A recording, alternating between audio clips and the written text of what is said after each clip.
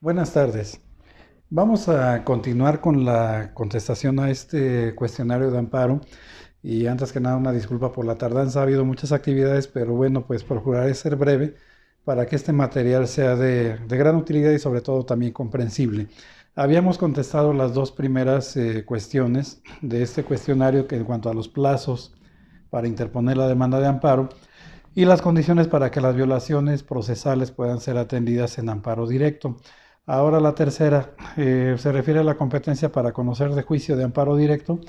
Es competencia de los tribunales colegiados de circuito. Evidentemente la autoridad responsable tiene gran intervención, pero es únicamente para darle un trámite. A final de cuentas, quien determina sobre la admisión o desechamiento de la demanda de amparo directo es un tribunal colegiado. En cuanto a la procedencia del amparo directo, hay que remitirnos al artículo 170 de la ley de amparo, en donde vamos a encontrar dos supuestos. Nos interesa particularmente el primero de ellos. El primero de ellos porque habla básicamente de que el amparo directo procede respecto de resoluciones que se constituyen realmente en sentencias o bien laudos en la materia laboral. Son sentencias que ponen fin a un juicio decidiéndolo en lo principal. Ese es un primer aspecto. Y el segundo aspecto importante aquí es que también el amparo directo va a proceder respecto de otro tipo de resoluciones que den por terminado el juicio sin decidirlo en lo principal. Y esto, bueno, pues puede ser cualquier sentencia interlocutoria o puede ser inclusive cualquier auto. Por ejemplo, un acuerdo que provee sobre la caducidad de la instancia, esto es que la decreta, estaría dando por terminado un juicio y no decidiéndolo en lo principal. Ese sería un ejemplo muy claro. Las violaciones procesales en materia civil, aquí, bueno, pues son múltiples, son variadas. Recordemos que para el amparo pues hay básicamente dos clases de violaciones. Una, las violaciones procesales en las que, como ya lo hemos expresado, hay que esperar a que se dicte la sentencia y si tiene trascendencia o bien que se reúnan las condiciones de las que ya hemos hablado también, entonces esas violaciones procesales pudieran ser atendidas en el amparo. O bien violaciones sustantivas que no serían propiamente materia de un amparo directo, sino de un amparo indirecto, cuando estamos en presencia de ese tipo de violaciones a las que se les llama irreparables o bien violaciones a derechos sustantivos, que no es otra cosa que violaciones a derechos humanos. En tal sentido, para verificar cuáles son las violaciones procesales, cabría remitirnos al artículo 172 de la Ley de Amparo, en donde vamos a encontrar ahí una relación de lo que para el amparo se constituye en una violación procesal. Entre otras, podemos hablar de que cuando al quejoso se le cite de una manera distinta a la prevenida en la ley o se le cite a juicio de una manera distinta, cuando no se le den los plazos que establece la ley de la materia, cuando no se le reciban pruebas, cuando las pruebas se desahoguen de una manera distinta a la que previene la ley de la materia, cuando haya sido falsamente representado en el proceso, entre otras. Eso es lo que vamos a encontrar en este precepto. La 7, que habla de cuáles son los principios que rigen el juicio de amparo, esta la voy a obviar porque ya tengo un material en donde hablo de los principios, pero además de ello la respuesta es sumamente extensa. Entonces, si ustedes me lo permiten, voy a repetir este tema mediante otra cápsula y se las hago llegar de una manera oportuna. La 8, ¿cuáles son los tipos de interés que se pueden invocar en el juicio de amparo? Básicamente son dos. Es el interés jurídico y es el interés legítimo. El interés jurídico se constituye realmente en una afectación directa a la parte quejosa, en tanto que el interés legítimo se constituye realmente como una afectación indirecta. Estas son las dos clases de interés y esto deriva justamente de lo que previene el artículo quinto, fracción primera de la Ley de Amparo, en donde se establece ya con claridad que, bueno, pues la parte quejosa puede invocar a su favor la existencia de un interés jurídico o de un interés legítimo y que este interés legítimo puede ser individual o puede ser también de naturaleza colectiva.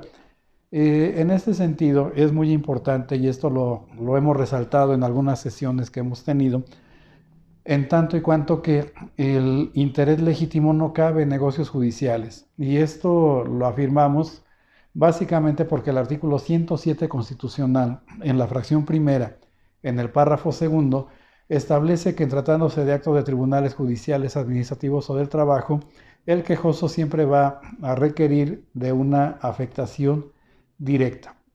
Esto es necesariamente de un interés jurídico. Estaba obviando la número 6, ¿cuál es la estructura del amparo directo? La estructura del amparo directo, o sea, esto es únicamente un ángulo estrictamente procesal, comienza de la siguiente manera. Sabemos que la parte quejosa debe promover su demanda de amparo ante la autoridad responsable, quien no admite, sino que únicamente le va a dar un trámite. La autoridad responsable debe certificar al pie de la demanda la fecha en que se notificó esa resolución y la fecha en que se interpuso la demanda de amparo directo, haciendo un cómputo respecto de los días inhábiles que mediaron entre esos dos extremos, y esto es únicamente con la finalidad de verificar que la demanda de amparo se haya presentado de manera oportuna, básicamente en el plazo genérico de 15 días que prevé el artículo 17 de la ley de la materia. Además de hacer esa certificación, la autoridad responsable debe emplazar, notificar, más bien dar un traslado al tercero interesado. Esto es únicamente para que se imponga de la demanda, para que conozca su contenido, porque en ese momento el tercero interesado pues no tiene alguna otra función o no hay alguna actividad de tipo procesal que pudiera hacer. Después de ello, la autoridad responsable tiene que elaborar un informe justificado, proveer sobre la suspensión del acto reclamado si así le fue solicitado y en un plazo de 5 días remitir esas constancias al tribunal colegiado, quien en todo caso es quien va a revisar esa demanda de amparo, las constancias que se le remitan. Debe verificar si no hay alguna causa, una causa manifiesta o notoria de improcedencia, y si no es así, va a admitir la demanda de amparo. Una vez que se pronuncie sobre la admisión de la demanda de amparo, le va a dar una vista al tercero interesado por un plazo de 15 días para que alegue, para que formule alegatos o bien para que formule su demanda de amparo adhesivo. Y transcurrido ese plazo, se va a turnar el asunto al magistrado que va a ser el ponente para que elabore el proyecto de resolución mismo, que debe presentar en un plazo de 90 días. Obviamente, 90 días hábiles. A resumidas cuentas, esa es la estructura del amparo directo. Aquí lo rescatable, lo importante que hay que ver es que no tenemos un incidente de suspensión y tampoco vamos a tener un periodo probatorio como sí ocurre en el amparo indirecto. Después, la diferencia entre el interés jurídico e interés legítimo, bueno, pues ya la comenté. El interés jurídico supone siempre una afectación directa, lo que se traduce en la existencia de un derecho subjetivo, y ese derecho subjetivo a la vez lo entendemos como una facultad de instar. Y el interés legítimo siempre va a consistir en una afectación indirecta.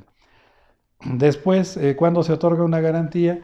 Cuando se provee sobre la suspensión, generalmente hay que dar una garantía, pero esta garantía va a servir básicamente para, su nombre lo indica, para garantizar algún monto económico respecto de los posibles daños o perjuicios que pudiera resentir el tercero interesado con la concesión de la suspensión del acto reclamado. En caso de que no haya amparo, esto queda para un incidente posterior en donde se va a reclamar el monto de esos daños y perjuicios, y eventualmente con el o con la entrega de ese monto, de esa garantía. Y ese incidente, bueno, pues tenemos un plazo disponible de 6 meses para hacerlo valer. Después, el órgano competente para conocer del recurso de revisión, cuando el acto reclamado no es una norma general. Bueno, aquí como que viene un poquito a la inversa, clarificamos. Normalmente, el recurso de revisión en amparo indirecto es del conocimiento de un tribunal colegiado de circuito. Esto, bueno, pues es una regla general.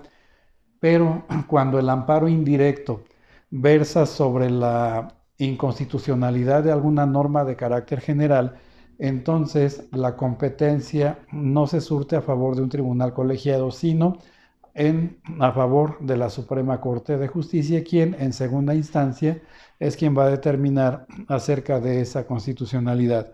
Y recordemos también que en el amparo directo también se admite este recurso de revisión por excepción, y esto es cuando en vía concepto de violación se incorporan temas de inconstitucionalidad de normas. En este sentido, y cuando esto ocurre, el tribunal colegiado tiene que pronunciarse acerca de estos temas de constitucionalidad, y es entonces cuando se abre la procedencia del recurso de revisión. Esto es cuando se hace valer vía concepto de violación y el tribunal colegiado omite o se pronuncia. De cualquier manera se abre esta instancia con algunas salvedades. Una, que la Corte va a conocer de este recurso de revisión, pero siempre y cuando estime que se surten criterios de importancia y trascendencia, y si no es así, entonces tiene la facultad para desechar de manera inmediata el recurso, pero en contra de la resolución que desecha el recurso de revisión, se admite también el recurso de reclamación, y normalmente, pues al día de hoy, pese a que en muchos amparos no se abordan estos temas de constitucionalidad, la parte interesada de cualquier manera agota el recurso de revisión e inclusive también el recurso de reclamación. Por el día de hoy damos por terminada esta pequeña cápsula. A la brevedad les hago llegar el resto de este material. También les quiero comentar que respecto de la diferencia entre interés legítimo e interés jurídico, también ya tengo por ahí algún material que se los voy a hacer llegar para dar respuesta a este cuestionamiento. Muchas gracias por su atención y que tengan una excelente tarde.